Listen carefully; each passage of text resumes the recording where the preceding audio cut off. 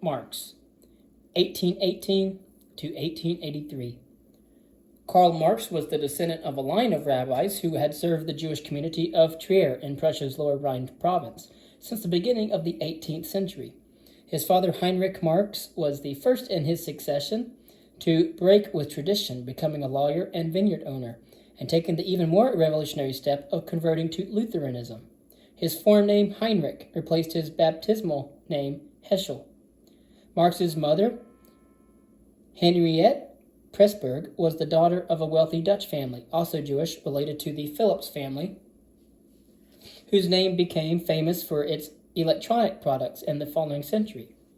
When Marx was later living in an impoverished exile in London, his Philips relations were generous with financial help. Henriette followed her husband in converting to Lutheranism. Marx's father was interested in philosophy and political reform. He had his 9 children educated privately in their early years, then sent the sons among them to the Friedrich Wilhelm Gymnasium, whose headmaster, another liberal and Enlightenment-inspired thinker, was a friend. The school attracted hostile attention from the authorities for promoting liberal views among its students. While Marx was there, the school was raided and a number of staff dismissed. These antecedents accord well with Marx's eventual direction of travel. But at the time he went to Bonn University at the age of 17, he was not yet quite the radical he became. Excused military duty because of a proneness to chest infections, Marx took to student life at Bonn University in typical fashion, skipping classes, fighting a duel, and being arrested for drunkenness. His father made him transfer to Berlin University with the admonition to take his studies more seriously. Marx had wished to study philosophy and literature, but his father insisted on law. At the time of his transfer to Berlin, Marx had an added reason to become more serious. He had proposed to Jenny von Westphalen, daughter of an aristocrat, to whom he later dedicated his doctoral dissertation. Hegelian ideas lay at the center of discussion at Berlin University, as they did in most intellectual circles of the Europe of the day. Marx joined a group of radicals who came to be known as the Young Hegelians, centered on Bruno Bauer and Ludwig Feuerbach. The Young Hegelians were not uncritical opinions of Hegel. It was his dialectical methodology rather than his metaphysical views they adopted. At this juncture, Marx's literary interests were still alive. He wrote a novel, a play, and a number of amorous verses addressed to Jenny von Westphalen, but his attention was increasingly focused on philosophy. With Bauer, he worked on an edition of Hegel's Philosophy of Religion, and in his doctoral dissertation, he argued for philosophy's sovereign authority, a quotation he took from Hume, over inquiry in general and especially theology. Although the dissertation's main dedicatee is Jenny von Westphalen's father, it has another, the most eminent saint and martyr in the philosophic calendar, namely Prometheus, he who stole fire from the gods and gave it to humankind, whose words Marx quotes with relish in the preface. In simple words, I hate the pack of gods. Marx's dissertation is entitled The Difference Between the Democritean and Epicurean Philosophies of Nature. Marx's hopes of a career as an academic were thwarted by increasing hostility to the radicalism of the Young Hegelians. Instead, he became a journalist, moving to Cologne to work for the Rheinische Zeitung. His political sentiments and his views about economics were sharpened by the experience, partly by his examination of actual conditions in society and partly by the newspaper's treatment at the hands of the authorities, who soon banned it. Marx moved to Paris to join an even more radical journal, the Deutsche Französische Jahrbuch, for which Mikhail Bakunin had also been recruited. Marx contributed 2 of his most significant early publications to the only issue to be published. He met Friedrich Engels in Paris, and the two immediately began what was to prove a lifelong collaboration. Engels' Condition of the Working Class in England persuaded Marx that the proletariat could be the vehicle of the revolution required to bring about social and economic justice. By hastening the dialectical process, which must, on his view of historical inevitability, bring about that state of affairs. In the writings Marx produced in Paris and Brussels between the years 1843 and 1848, including the economic and philosophical manuscripts and the theses on Feuerbach. His close study of economics, political economy, and history fueled the development of ideas that eventuated in his greater work, Capital. Students of Marx agree in nominating the book he wrote with Engels, The German Ideology, as marking his break with the young Hegelians and with philosophical idealism, asserting instead a concept of historical process as driven wholly by material conditions of life. This book was a prelude to the most famous of the joint Marx-Engels writings, the Communist Manifesto, published in early 1848, a few months before the outbreak of a series of revolutions in Europe. Marx had inherited money from his father's estate, and now he used it to give direct aid to the revolutionary cause and to found a newspaper in support of it. He was expelled from Belgium on suspicion of buying arms for insurrectionaries. Back in Paris, his newspaper was soon suppressed. In the summer of 1849, he and Jenny left France for England and settled in London. He spent the rest of his life there, supported mainly by Engels, but nevertheless living in great poverty. At first, he continued with the promotion of revolutionary activities in the Communist League and among exiled German socialists in London. For a number of years, he was the London correspondent of the New York Daily Tribune, a newspaper with a working-class appeal in the United States. The work was intermittent and poorly paid, but it gave Marx a wider readership. Political activity, such as playing a leading role in the International Workingmen's Association, the First International, consumed large amounts of Marx's time and energy, not least because, with the diminishing of revolutionary activity across Europe, activists turned to infighting over questions of strategy and direction.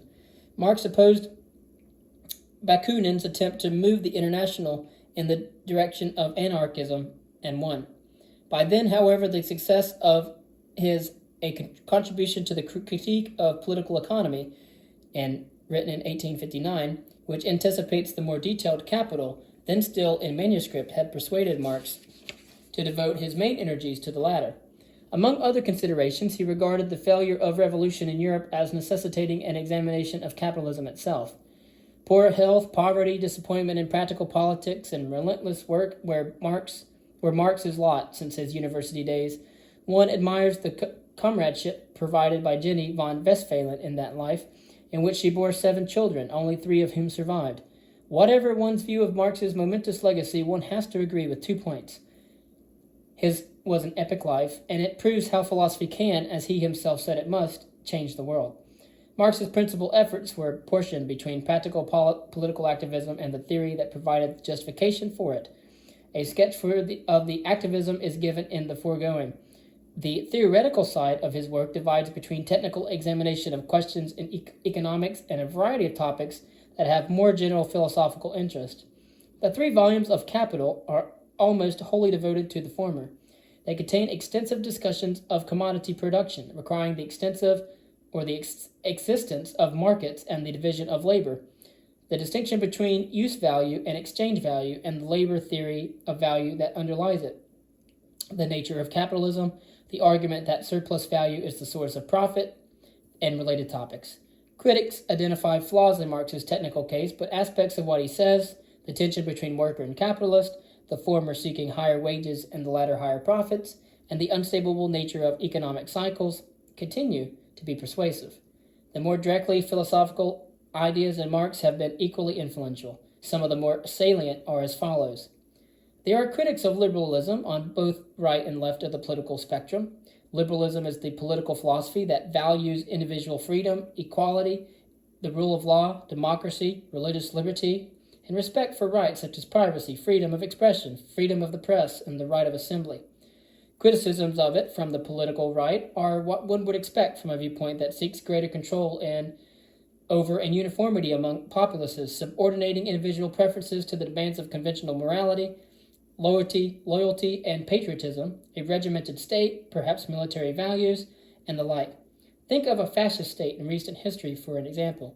In this respect, a fascist state does not differ much from an authoritarian communist one. It is as if the opposite wings of politics bend so far at their extremes as to circle around and become indistinguishable in their practical effects, differing only in rhetoric. Marx offers a critique of liberalism from a left perspective. in his essay on the Jewish question, he criticizes Bruno Bauer's argument that religion is an obstacle to human emancipation. Bauer had as his principal target the lifting of proscriptions against Jews, not because he was an anti-Semite, but because he thought all religion should be prescribed. He was writing as a robust atheist and militant secularist. Marx's response was to distinguish between political and human emancipation. The former consists in according people rights to protect them from the depredations of other people and institutions. The latter consists in promoting communion and fellowship so that people do not need to be protected from each other. Of course, Marx welcomed liberalism as an advance over more repressive forms of society, marked by religious discrimination and conflict, but he believed that it was itself a barrier to true emancipation and that it placed protective walls between people rather than promoting their coming together.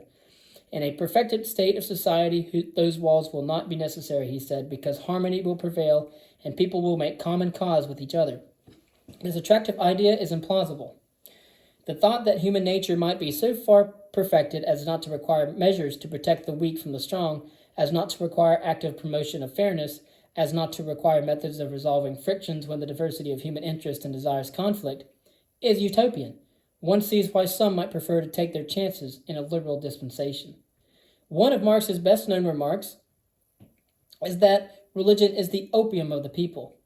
It occurs in the introduction to his contribution to the critique of Hegel's philosophy of right, where he argues that criticism of religion is the prerequisite of all criticism, and that man and society are the creators of religion, which is therefore an inverted consciousness of the world. Humanity suffers under oppressive social and economic arrangements, and religious feeling is, quote, the expression of real suffering and a protest against real suffering. Religion is the sigh of the oppressed creature, the heart of a heartless world, and the soul of soulless conditions. It is the opium of the people, end quote. It is, he says, the task of philosophy to unmask religion by unmasking the sources of suffering. Quote, the abolition of religion as the illusory happiness of the people is the demand for their real happiness, end quote. To achieve this, the material basis of history has to be understood to see how true community between people has so far been obstructed by the political and economic oppression of the masses. Understanding this will encourage people to break free by revolting against that oppression. These views arose in the context of Marx's reflections on Feuerbach's claim, striking and controversial when he made it, though he was not the first to say this, that God and religion are human inventions. Another of Marx's much-quoted statements also occurs in his thinking about Feuerbach. Quote, philosophers have only interpreted the world. The point is to change it, end quote. The thesis on Feuerbach succinctly state Marx's critique of both materialist and idealist philosophy before him. Although he was himself a materialist in his metaphysical views, Marx charged preceding materialism with failing to recognize how human thought and action contribute to the nature of the reality they perceive. Idealists had seen that humans do this, but wrongly concluded that reality itself is therefore ideal. Their mistake was not to see that human activity is material activity, which affects the real physical world. Digging tunnels to mine its ore, cutting down its trees, diverting the course of its rivers. This picture of the relationship of humanity to nature is historical materialism, a relationship of work, of labor, of muscle and sweat. A conception of history underlies so much of Marx's thought that, although there is no single text in which he sets it out, it is possible to put it together from various of his writings, most notably from his early collaboration with Engels, the German Ideology of 1845 and the Canonical Critique of Political Economy 1859. Both make much the same point about the material conditions of human existence, just noted, but can join with it the idea that as conditions of production change over time, so do human relationships. As people become more conscious of how their lives are shaped by the economical circumstances in which they live, so they will become more capable, said Marx, of freeing themselves from the oppression of those circumstances.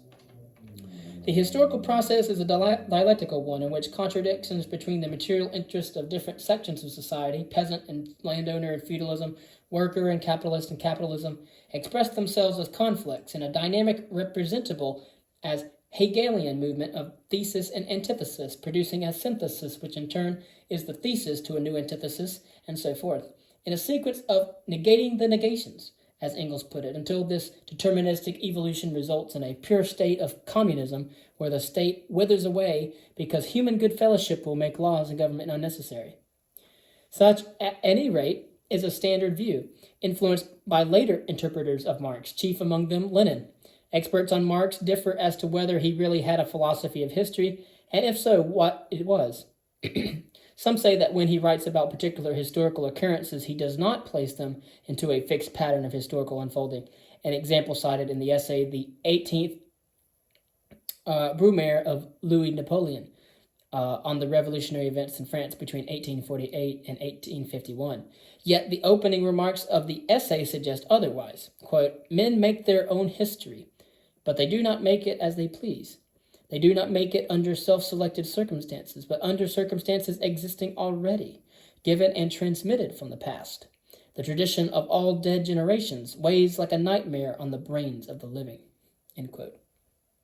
What a great quote. However, the attribution to him of the idea that the historical process is deterministic, that society must necessarily arrive at a communist endpoint, can only with difficulty be made consistent with the idea that the working class must engage in revolution to bring it about. For if one tries to say that this is merely encouragement to hasten the processes of history, one is thereby contradicting the view of those processes as necessary.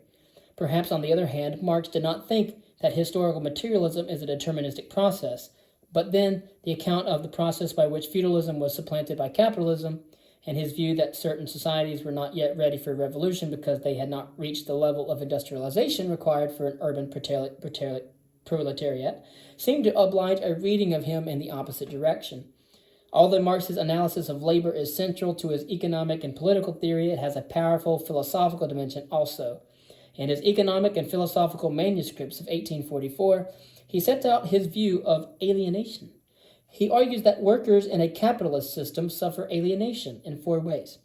They are alienated from the things they produce, from the satisfaction of work because their work is harsh and disagreeable, from the exercise of their natural powers, and from other people, their relationship with whom becomes one of exchange rather than mutuality.